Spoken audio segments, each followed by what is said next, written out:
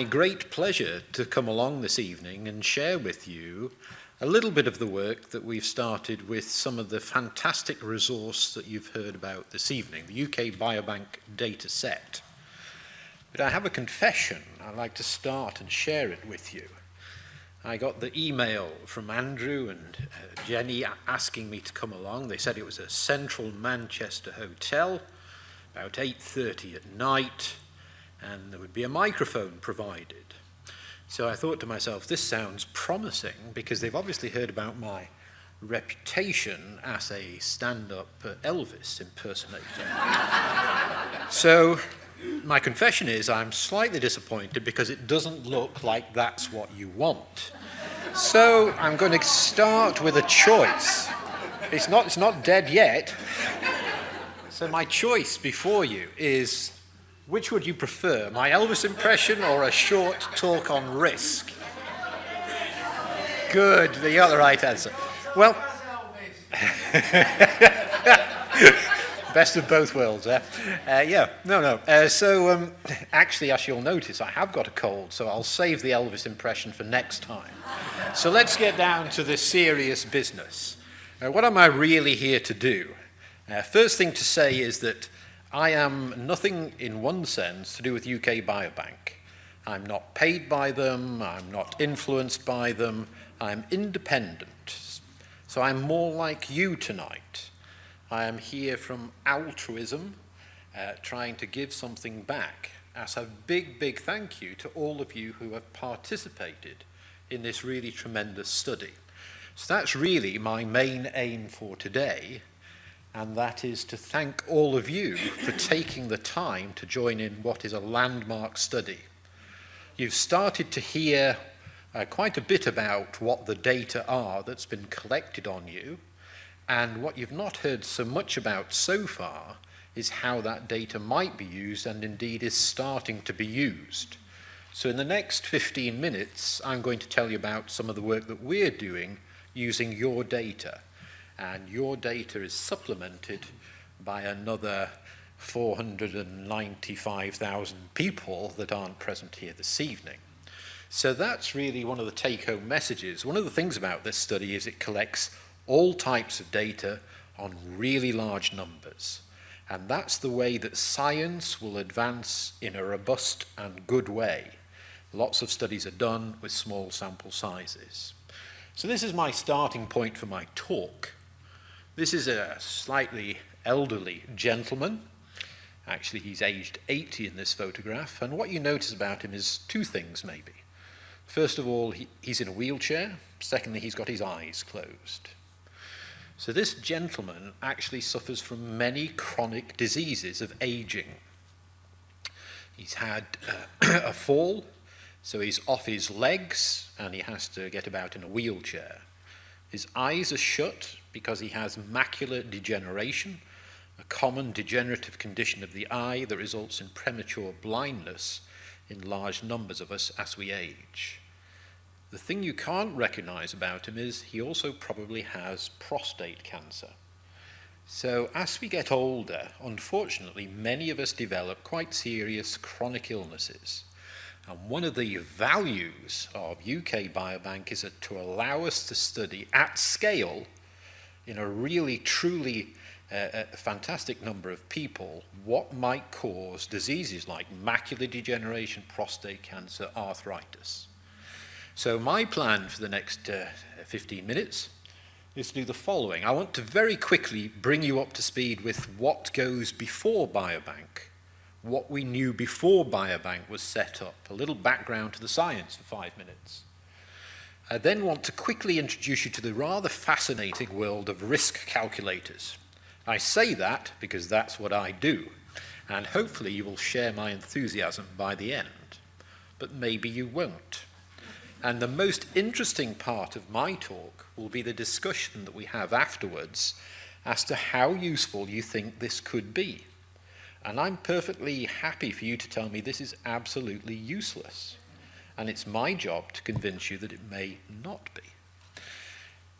Perhaps again, the most interesting newer aspect of UK Biobank is the addition of the genetic data. And we all have certain fears and certain suspicions about genetic data and how it can be used and what it secretly tells us about ourselves that we don't even know. So I'm going to quickly introduce you to genetic data and show how it can add to risk prediction models and be used for good. And we don't have a lot of time to go into the background, so you're going to have to live with me as we sort of canter through many of these concepts. The final thing to say is, I've put this in blue because this is optional. We probably would have our most interesting discussion around some further thoughts at the end of this. And depending on whether Andrew allows, I'll continue or I'll stop and take it in open questions. So let's get on with this. The starting point is really, as I said, the first point to look at is background to the science. What do we know robustly or reliably before we did UK Biobank? So you'll have seen each day, those of you that read the Daily Mail or the common press, there'll be some health story out there. I don't know what this one says. Tomatoes fight cancer, red wine does this, butter is bad for you, then again butter is good for you, margarine is the answer, etc., etc. So we are bombarded with health messages. I'm going to share this with you. Most of them may not be reliable. The main reason why they may not be reliable is normally because they're based on very small sample sizes. A typical study might have 300 cases, 300 controls, and there's a whole problem of how you collect data accurately, and therefore you get uncertainty. And instead of looking at one study, a definitive study such as Biobank, we have to look at 10 or 20 small studies, a lot of variation. So what do we know for certain? I'm going to share 3 facts with you. The first is as shown in this map. So we've already had the example of prostate cancer, common cancer in males. This would be true of breast cancer, etc. In terms of most of the epithelial cancers will show a distribution like this. This is a map of incidence, and increasing warmth of the color is increasing incidence. What do we notice about the so-called developed countries? Warmer colors, reds, oranges, higher incidence. So cancer, if we look on a worldwide perspective, is not a universally occurring disease. In fact, it's vanishingly rare in some countries. So what we can take home from this is something that is going on in Western countries. Some aspects of our lifestyle are leading on to increased risks of all of the common cancers that you know and you'll know somebody that suffers from.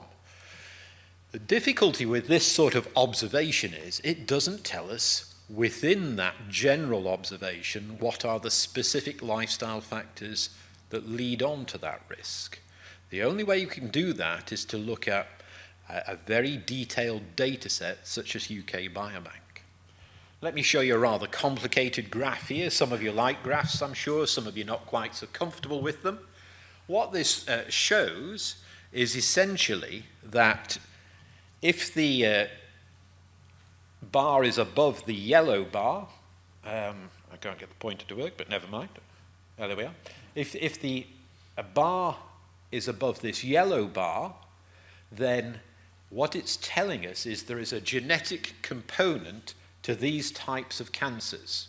And all of the work that I'm going to present tonight is on cancer, but we're also doing studies of arthritis, dementia, and other chronic conditions. But in the interest of time, let's focus on cancers.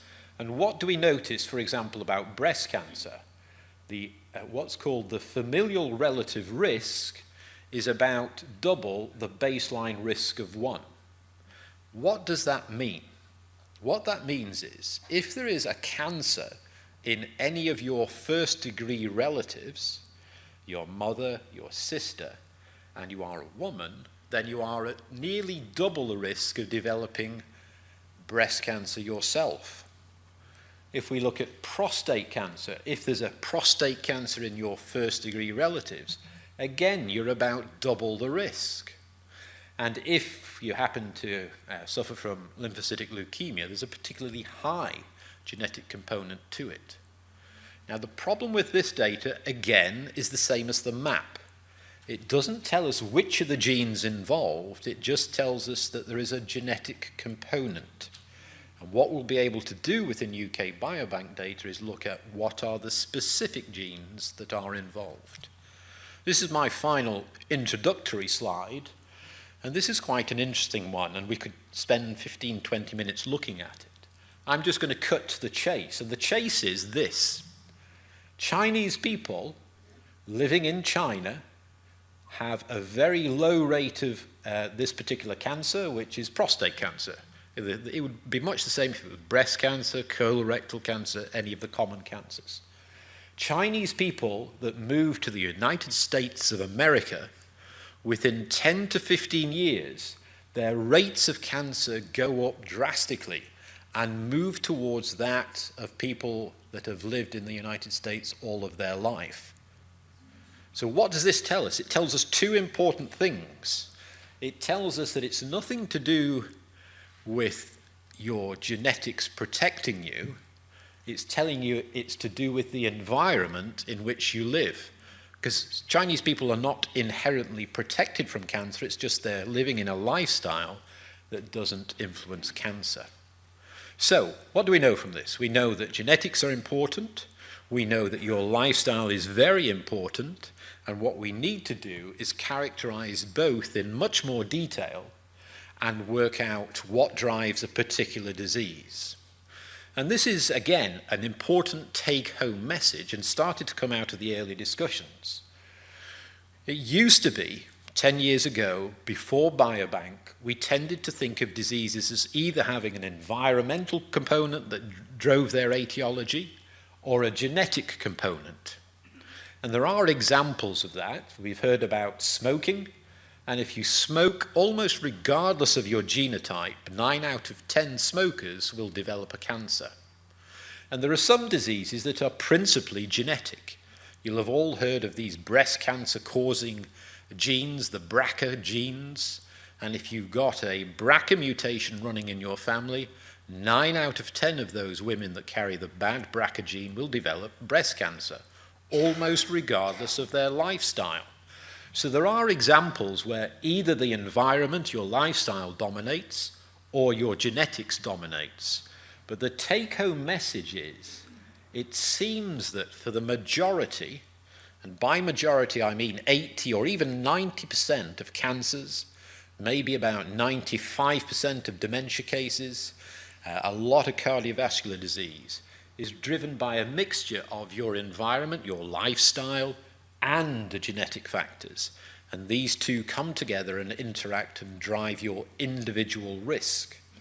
And that's the real strength of UK Biobank. For the first time, we have both broad-scale information on lifestyle and broad-scale information on genetic factors.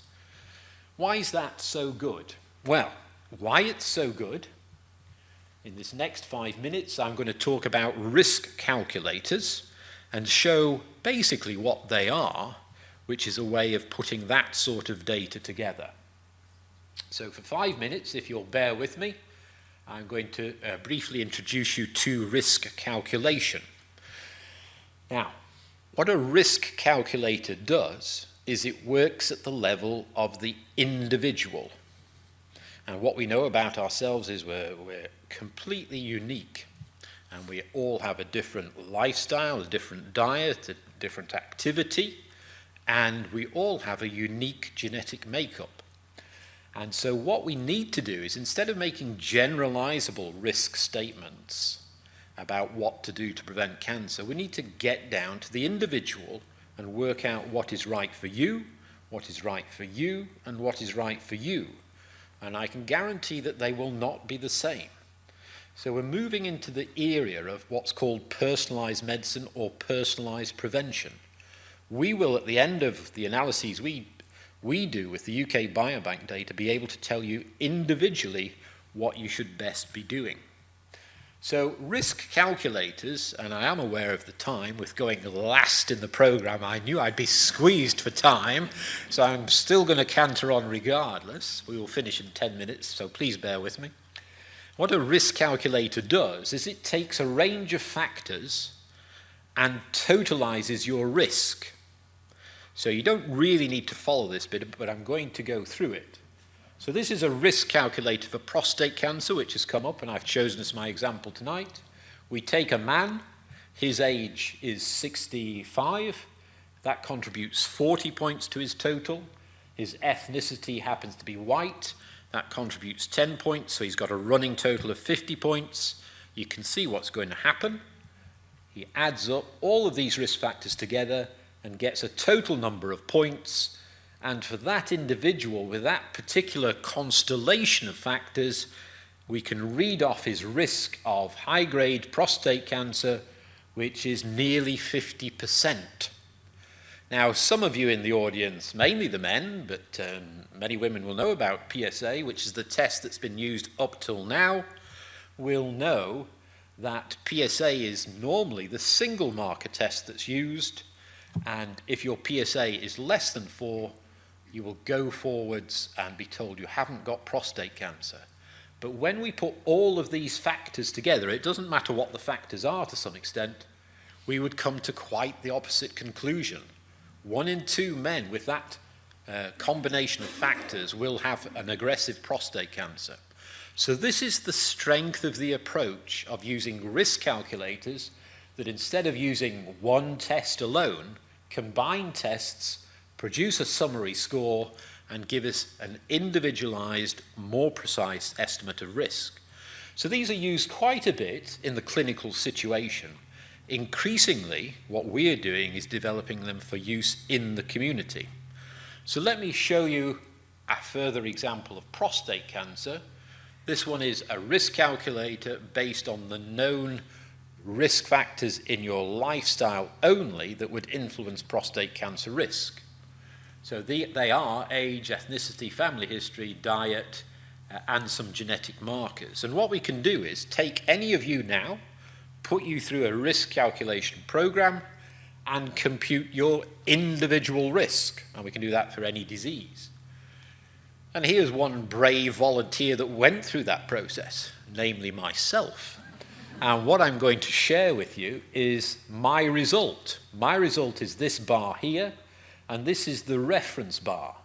This is the highest possible risk that you can have of prostate cancer, and if you're down here, you've got the lowest possible risk in any population. My risk is slightly above normal. So how we can use these calculators further is we can advise the individual, i.e. me, on what I might think about doing in my lifestyle. So the 2 simplest things I can do is if I eat 5 servings of foods that contain, eat less than 5 servings of food that contain fat, I will drop my risk down a good chunk to there, from there to there. And if I increase my consumption of tomatoes, which at the end of the day isn't too hard to do, I can drop my risk down to quite a low level. This is my prescription. If we put any of you through, you may get different advice. And that's what we're trying to do using your data in the UK Biobank data set. So that's what the strength of UK Biobank is. It allows us on a huge number of individuals to work out these risk prediction models and you potentially take those forwards. What's further very interesting within UK Biobank is we can also look at the contribution of genetic factors to the overall risk. And what you saw from the earlier slides was we now know our risk is driven not only by our lifestyle, but also by our individual genetic factors. So very quickly, I'll share with you genetic factors that are studied in UK Biobank. And still okay to carry on? Yeah. So quickly, what UK Biobank has measured is about 600,000 genetic markers in each and every one of you and of the 500,000 people that have participated. So it has captured virtually all of your genetic code. So we can look in that huge genetic information as to which markers associate with which disease. Where or why is that useful? I'll quickly show you. So again, let's focus on prostate cancer. This is a set of chromosomes taken from any of your blood cells, and what we've found out with a number of leading groups led by a lady called Ros Eels is that, in fact, not all of the 600,000 genetic markers have got anything to do with prostate cancer. It actually comes down to, so far, about 100 markers only influence your prostate cancer risk. Similarly, for breast cancer, a different set of 150 or so markers predict breast cancer risk. For colorectal cancer, a different number and a different set of markers. So let's, by way of example, show us how we can use these genetic markers to further refine your risk prediction. This is what it means in reality. This is what's called an age incidence curve for prostate cancer. And this is age on this axis, and this is your cumulative risk on that axis. This red line here is the age incidence curve of any man carrying a majority of the bad risk genetic markers. If you happen to be that unlucky man, by age 55, your risk is already starting to go up, and by age 80 or 90, about 1 in 3 of those men will develop prostate cancer. These are the unlucky ones. Equally, there are winners in this, and if you happen to carry the good markers at those 100 loci, as they're called, virtually none of those men will develop prostate cancer. So the genetics themselves, as well as the environmental factors, need to be put together and combine that to estimate your combined risk. And that's what a risk calculator does. So what we can move from is, instead of treating the population as all being the same and the disease occurring in so-called random individuals, what we can now do is stratify almost, well, actually from birth, whether you are predisposed to one disease or another, and follow those individuals up appropriately. So on the basis of the blood test that you've done and what we already know, we can categorize your underlying predisposition to prostate cancer, breast cancer, and dementia, and therefore target the surveillance of those individuals. And this is the likely future in 10 years' time.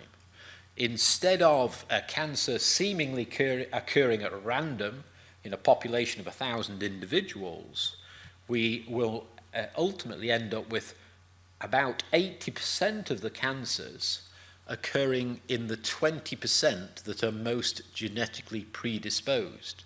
There will still be occasional cancers occurring in the residual population, but it changes entirely how we will surveil for diseases like prostate cancer. Instead of having to screen the whole population, we can screen specific strata and do that at a much greater regular interval. And that will change the effectiveness of screening programs and of prevention programs. So that's what we're doing. We are currently analyzing the epidemiological data set. We are starting to receive the genetic data set, and we are putting all of that together into risk calculators. So by way of a conclusion and then leading on to general discussion, I wanted to put some questions to you. Do you think that this is an ethical thing to do? Do you think it's a useful thing to do? Would you, for example, find these models useful if we can tell you your future risk of dementia or cancer? Quick show of hands if you think it's a useful application. Let me refine the question, and we'll finish in 2 seconds. If I refine the question to say, do you want to know your individual risk? If we can do something about it, does that make it even better? And that's the key, isn't it? There's no point in telling you and worrying you you're at risk unless we can do something about it.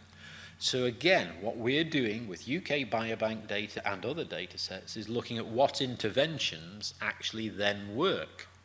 So not only can we tell you you're at risk, we can give you lifestyle advice to reduce that risk. But will you tell my Good question. Now, we're going to hold that because that's a very important aspect of this.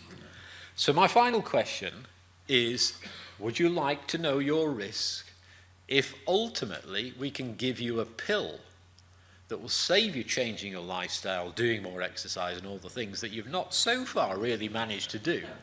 Would that be the Holy Grail? And this future use of providing this risk information is the challenge. And how best we use it in an ethical way and in a useful way is something that we need to grapple with as a population. So let me come right back to the start. Your data is fantastically useful. UK Biobank is a tremendous resource. It's extremely well managed. It's an extremely well run study. And we are privileged to be accessing that data and starting to do some of the work that I've described to you this evening. I welcome any questions and thoughts that you have.